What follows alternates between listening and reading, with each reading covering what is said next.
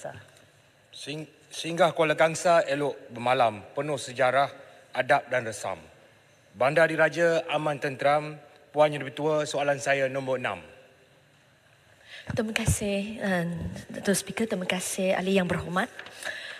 Puan Yang Dipertua, Kementerian Komunikasi dan Digital (KKD) sentiasa berusaha untuk memastikan kemampanan ekosistem industri media negara.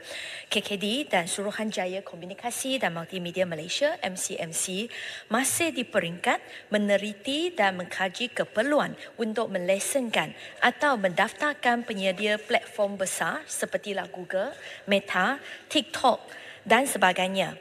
Penelitian serta kajian ini merangkumi pelbagai perkara termasuklah implikasi dari sudut polisi terhadap perkhidmatan, aspek pelaburan dan perdagangan, kaedah percukaian serta aspek keselamatan pengguna di Malaysia. Pada masa ini, belum ada sebarang keputusan atau pendirian yang dibuat oleh kerajaan berhubung perkara ini. Walau bagaimanapun, usaha-usaha awal telah dilaksanakan melalui beberapa siri libat urus bertujuan untuk membincangkan dan mendapatkan input serta maklum balas daripada pelbagai pemegang taruh dan pihak-pihak yang berkepentingan di Malaysia berhubung perkara ini. Satu jawatan kuasa turut dibentuk bagi meneroka dan memperincikan perkara yang melibatkan perundangan dan mencari jalan terbaik bagi mendapatkan hasil yang positif kepada semua pihak di Malaysia termasuklah industri media tempatan. Sekian jawapan saya. Terima kasih. Kuala Gangsa. Soalan tambahan saya, sejauh manakah respon dari para penyelidik platform tersebut terhadap cadangan ini dan berapakah anggaran nilai pulangan yang boleh dijana hasil pelesenan kepada penyediaan platform Google, Meta, TikTok ini yang telah sekian lama mengeksploitasi banyak kandungan yang dihasil oleh organisasi media di Malaysia kepada industri media negara. Yang kedua, susulan tindakan Indonesia menamatkan perkhidmatan beli belah online atau TikTok Shop yang dibuat bagi melindungi penjagaan tempatan, dan hasil daripada itu, TikTok bersama YouTube dan Meta seperti yang dilaporkan telah mempertimbangkan untuk memohon lesen e-commerce bagi meneruskan operasi mereka di Indonesia. Soalan saya, adakah kerajaan juga sedang mempertimbangkan untuk melaksanakan perkara yang sama pada masa akan datang? Terima kasih Datuk Yang Dipertua, terima kasih ahli yang berhormat atas soalan tambahan tersebut. Pertama, maklum balas daripada penyedia platform, saya rasa kebanyakan platform provider, penyedia platform tidak suka ataupun tidak akan sokong idea untuklah perlulah buat pendaftaran, kerana setakat ini kalau kita nampak bahawa di ASEAN hanya 2 negara yang sebenarnya mewajibkan tech giant sepertilah Meta dan Google untuk buat pendaftaran dengan mereka, iaitu Singapura dan juga Indonesia. Jadi saya percaya bahawa their natural response adalah mereka nak cari cara-cara yang lain untuklah mengatasi ataupun memenuhi permintaan-permintaan daripada sesebuah kerajaan. Isu kedua, apa dia keuntungan yang boleh kita dapat melalui pelesenan tersebut? Saya nak tegaskan di sini, kalau kita nak mewajibkan pelesenan, itu bukan hasratnya bukan untuk mendapat untung. Tetapi saya faham soalan daripada yang berhormat Kuala Gangsa, iaitu bagaimana kita nak pastikan bahawa organisasi media tempatan bolehlah dapatlah kongsi keuntungan yang telah sekarang advertisement punya expenditure yang telah pergi ke tech giant tersebut dan bukan lagi dikongsi dan bukanlah tidak dikongsi dengan organisasi media tempatan. Kami nampak bahawa di ada inisiatif kami pendirian KKD adalah kalau kita percaya bahawa organisasi-organisasi media tempatan juga bolehlah mulakan perbincangan dengan tech giant tersebut supaya mereka boleh cari satu formula yang sesuai supaya pendapatan untuk advertising itu bolehlah dikongsikan di antara dua.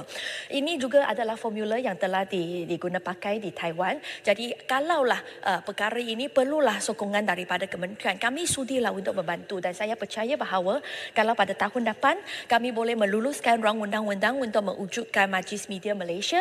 Jadi ini merupakan salah satu perkara yang bolehlah diteliti dan juga lah di champion olehlah Majlis Media Council tersebut untuk pastikan bahawa perkongsian untuklah keuntungan daripada kandungan yang diwujudkan ataupun yang dibuat dicipta olehlah organisasi media tempatan tersebut. Isu ketiga yang disebut oleh Yang Berhormat adalah tentang TikTok Shop. Saya sendiri telah mengadakan satu mesyuarat dengan TikTok dan untuk tahu bahawa bagaimana TikTok Shop sebenarnya beroperasi di Malaysia.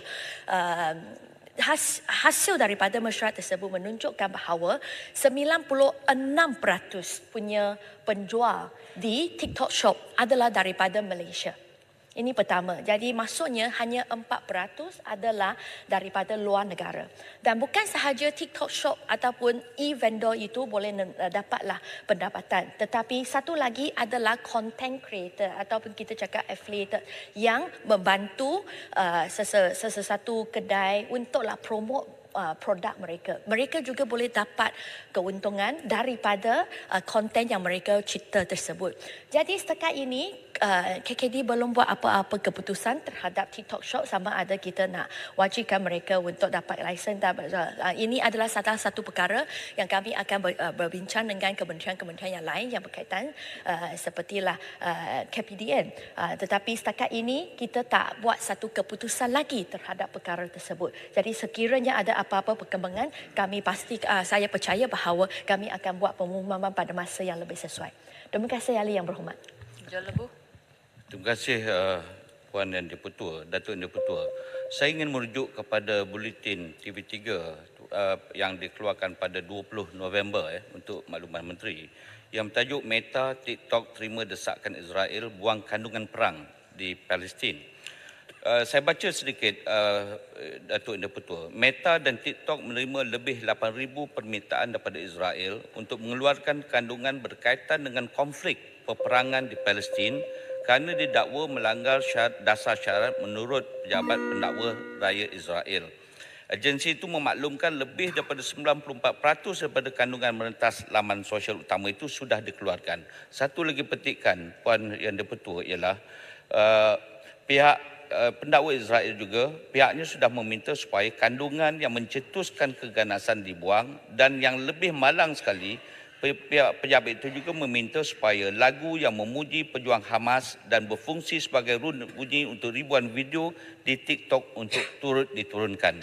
Soalan saya kepada pihak kementerian, apakah pendirian kerajaan dan pendirian kementerian tentang dan berkaitan dengan isu ini? Terima kasih.